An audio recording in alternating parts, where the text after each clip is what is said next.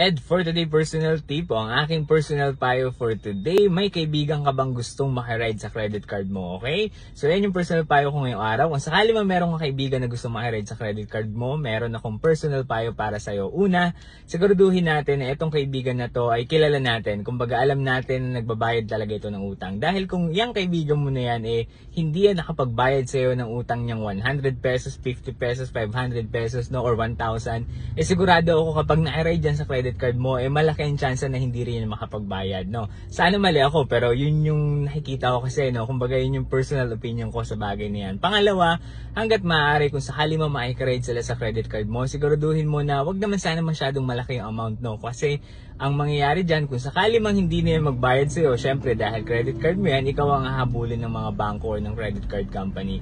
Kaya hanggat maaari kung makikiride man sila, sana yung amount lang na kaya mo rin bayaran, just in case tumakbo itong mga kaibigan mo na to, no, or hindi na magparamdam, hindi na magbayad, kahit pa paano kaya mo itong bayaran, no, yun nga lang, napakasakit na sa ulo, no, kumbaga stress ka na sa part na yun.